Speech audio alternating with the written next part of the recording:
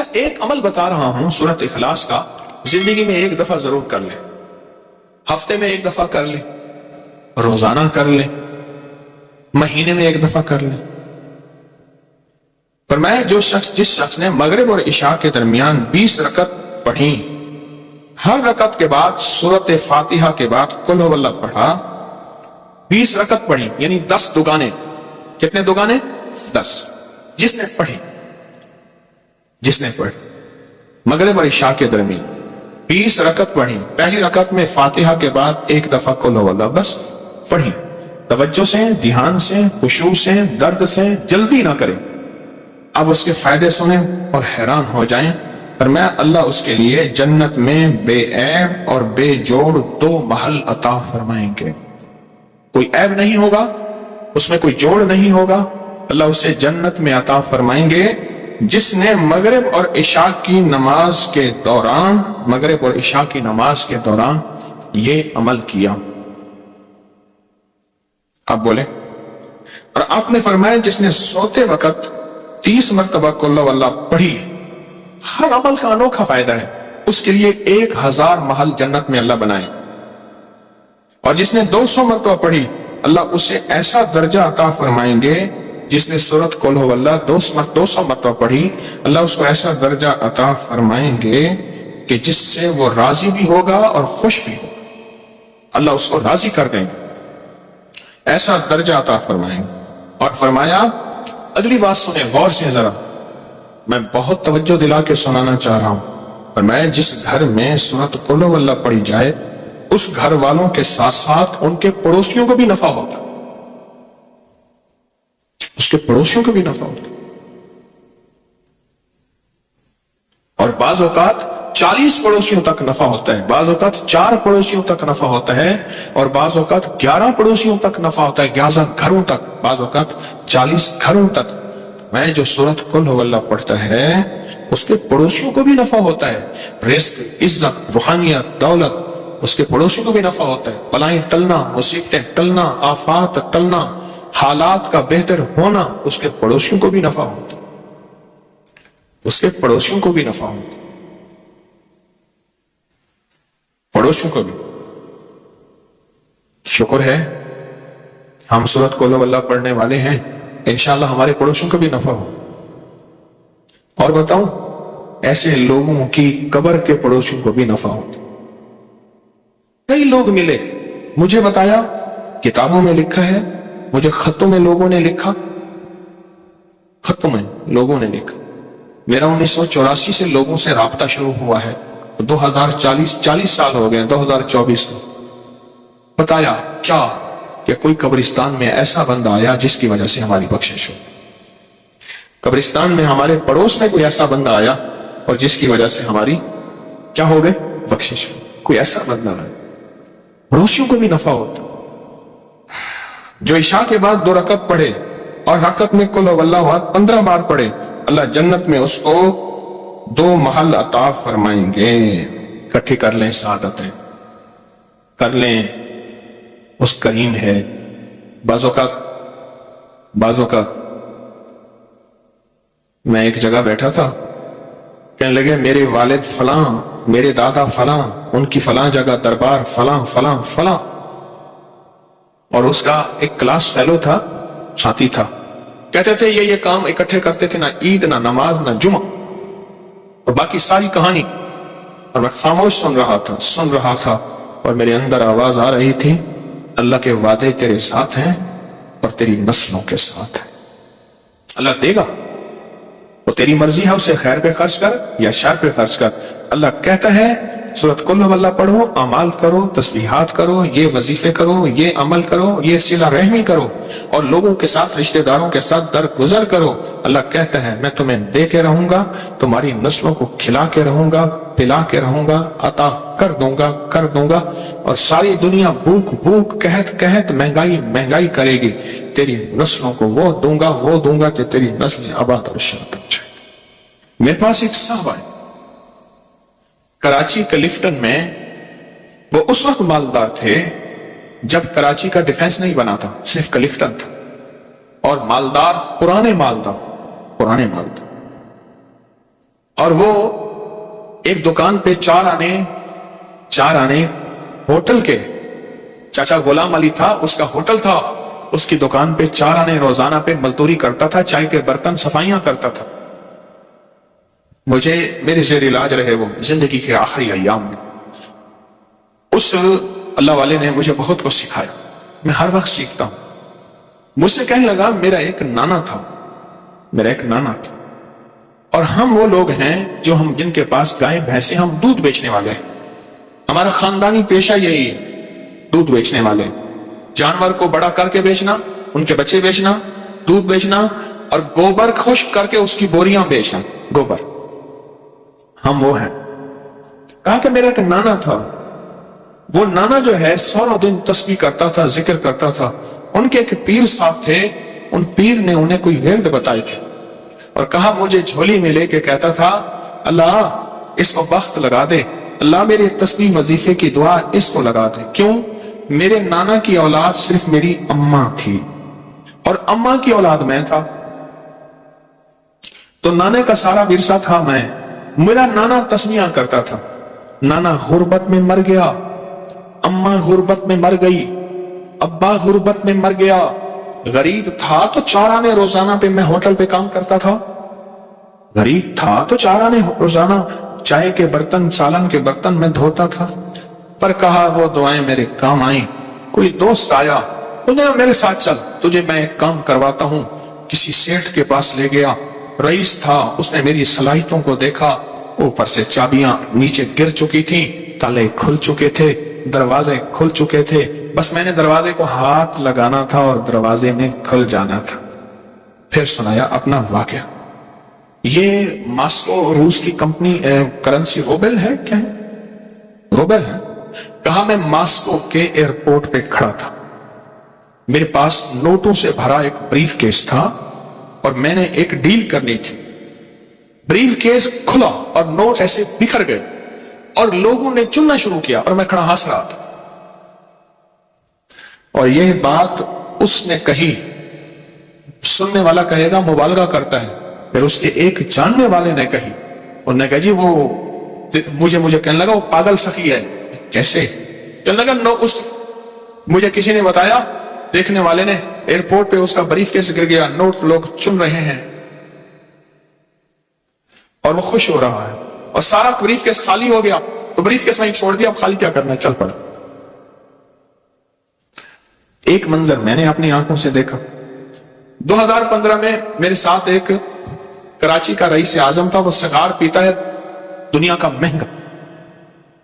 تو ہم ترکی میں تھے، تو اس نے کھولا ایسے گرینڈ مارکیٹ بازار میں ترکی میں. اس نے کھولا نا، اس نے کھول کے ایسے منہ میں رکھا. دیکھنے والے نے ایسے حیرت سے دیکھا اسے. ترکی میں سموکنگ بہت ہوتی ہے، ایسے دیکھنے والے نے ایسے حیرت سے دیکھا. اس نے آنکھیں پڑھ لی، اس نے آگے ایسے کر دیا، اس نے لے لیا. دوسرے نے دیکھا، اس نے لے لیا. میرے کھڑے کھڑائے ڈبی ختم ہو گئی، پتہ چلا 50,000 کی ڈبی تھی. کچھ عرصہ پہلے میں نے انہیں یاد دلایا، پتا چلا کہ وہ تو ایسی کئی ڈبیاں خالی کر دیتا ہے تو بظاہر سگار اور سگریٹ، لیکن دل معاملہ سخاوت کا بھی ہوتا ہے. بظاہر تو یہ ہے، بظاہر تو وہ نوٹ ہیں. چلو ہمارے پاس مال نہیں، ہمارے پاس کچھ چیزیں نہیں، ہمارے پاس بریف کیس نوٹوں کا بھرا ہوا نہیں، ہم لوگوں کو سورۃ قل ہو اللہ کے نفع تو بتا سکتے ہیں. جیسے اماں کو بتاتا رہا، اماں بوڑھی سادہ پڑھتی رہی، اور اماں کا وقت ایسا زبردست آیا کہ اماں کی آخرت بن گئی، اماں کو ہدایت اور کلمے کی موت آ گئی. آپ آج وعدہ کریں مجھ سے، میں بھی، کہ آج کے بعد ہم لوگوں کو بتائیں گے.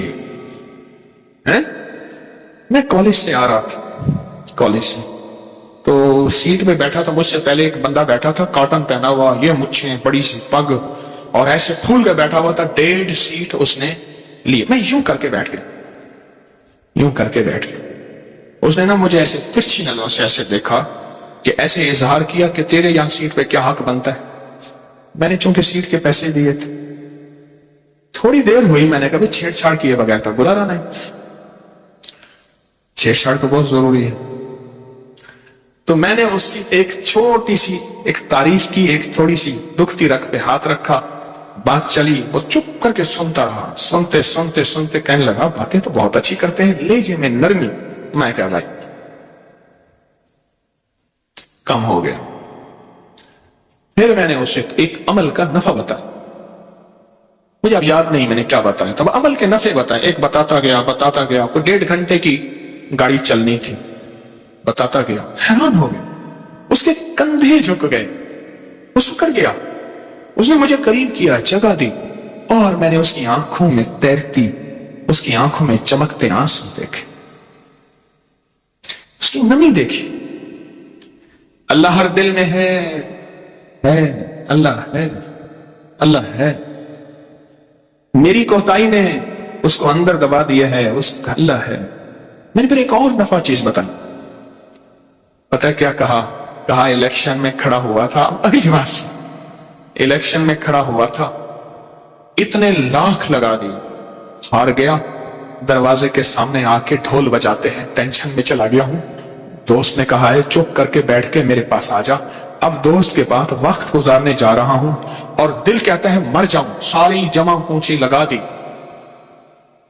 मुझे बताया था कि तू जीत जाएगा, फलां ठेके दिलवाएंगे, फलां यूं कारोबार करवाएंगे, फलां यूं करवाएंगे, पैसे तो ऐसे चुटकियों में निकल आएंगे। हमारे एक मरहूम दोस्त कहते थे कोई काम भी हो ना, कहते थे बस आपने चाय पकानी है, जितनी देर चाय पकने में लगनी है काम हो जाना, मसला ही कोई नहीं। कहा कि आप कहा के आगे ढोल बजाते हैं, नाचते हैं, मुझे परेशान करते हैं। जिच होके एक दोस्त के पास जा रहा था और जी चाहता है मर जाऊं। दोस्त ने कहा आ जा, कुछ बातें करूंगा, दिल बहलाऊंगा। आपने जो ये बात बता दी ना, पता है उसने क्या लफ्ज कहा दोस्त के पास जाके मैंने सोचा था ताश खेलूंगा, ये करूंगा, ये करूंगा, ये करूंगा, कुछ और भी चीजें थी। कहा अब बैठ के यही करूंगा। न दौलत से, न duनिया से, न घर आबाद करने से तसल्ली दिल को होती है, खुदा को याद करने से। अब ये काम में जाके अपना सरमाया जेब में रख के और दिल में रख के, इसको सखी कहते हैं ना।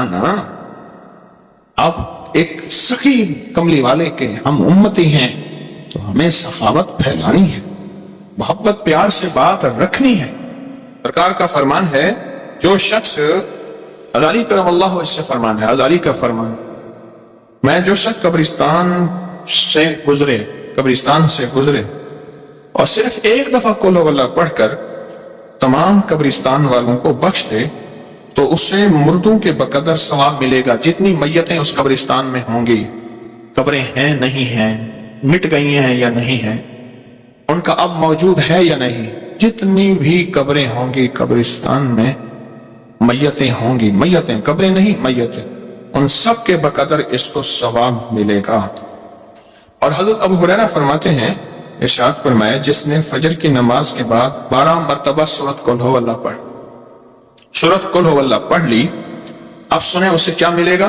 फरमाया उसने पूरा कुरान 4 मरतबा पढ़ा, और अगर वो उस दिन कोई खता ना की उसने, तो मैं उस दिन रूए जमीन के अफजल तरीन लोगों में शुमार होगा। रूए जमीन के अफजल तरीन लोगों में उसका शुमार होगा। मैं आ रहा था ट्रेन में, तो मुझे ट्रेन में बिठाया ना, तो जिस बोगी में बिठाया उसमें कैबन होता है ना, 6 वाला कैबन, ये जो फास्ट ट्रेनें हैं, तेज ट्रेनें हैं। मुझसे पहले 5 कुछ थे जो पंजाब के थे और ड्रामा करके आ रहे थे, काले मेरे कपड़े थे, काला मेरा वेश, पता नहीं इस तरह का कोई ड्रामा बताया था मुझे, वो करके आ रहे थे। उनके गाने बजाने के औजार लटके हुए थे इधर उधर। जब मैं गया ना, ट्रेन रुकी, तो एक बंदे ने दूसरे को खास मखसूस लहजे में कहा, जिसका मतलब यह है कि रंग भंग आ गई। दूसरे ने कहा कबाब की में खासे हैं, आके हड्डी आई, कबाब हड्डी आ गई है। तीसरे ने और कहा, चौथे ने और कहा। मैं चुप करके बैठ गया। कुछ दोस्तों ने चलते चलते मुझे बिस्किट, सॉफ्ट ड्रिंक, चीजें, बहुत सारी चीज दी थी, چیز دے دیتی. میں کیا کروں گا؟ حضرت لے لیں. اور ان کی قدرت نے پہلے سے انتظام کیا. اچھا میں نے کہا آئیں آپ کھائیں. کوئی اوپر لیٹا ہوا تھا, کوئی تھکے ہارے مارے کٹے. میں نے ان کو کھلانا شروع کر. دوسرے نے کہا, اس کو دیا, ان سے باتیں کی, محبت کی, ان کے ساتھ تعلق کی باتیں کی. وہ ہنسنا شروع ہو گئے, سارے اکٹھے ہو گئے, کھلانا پلانا شروع ہو گئے. خوب کھلایا, خوب پلایا, اور بھی چیزیں تھیں, ان کو دیا, ان سے باتیں کی. کرتے کرتے وہ قریب آ گیا. پھر اپنا کام شروع. بس پہلے دل لو, پھر دن لو. دل تو لیتے نہیں, پھر کہتے میری بات کو اس نے پھینک دیا تھا. دل تو لے اس کا. پھر جو میں نے نفع بتائے, کیونکہ شوبز کی دنیا میں میرا اب تک تجربہ ہے, جادو, جنات, حسد, یہ چیزیں ہر جگہ ہیں, لیکن یہاں کچھ زیادہ ہی ہوتی ہیں. وہ جو بتایا میں نے, اب رات گزر گئی, ان کی تو راتیں جاگتی ہیں. میں کہوں میں سوؤں, وہ کہ تو کیسے سوئے گا؟ میں نے کہا مجھے سونے دے. میں نے اس لیے دانستہ اوپر والی برت لی ہے, کہ ہلے گلے نہ ہو, وقت پہ سوؤں, وقت پہ اٹھوں. وہ کہیں تو کیسے سوئے گا؟ محبتیں پھیلائیں ان لوگوں کو جن سے لوگ بظاہر نفرت کرتے, ان لوگوں سے جن کو لوگ ملنا پسند نہیں, ان سے محبتیں پھیلائیں. اور یہ آپ کو جو تسبیح خانے سے سرمایہ ملتا ہے نا, یہ سرمایہ عام کریں. بڑا سرمایہ ہے, بہت بڑا سرمایہ, بہت بڑا سرمایہ. اس کو عام کریں, عام کریں.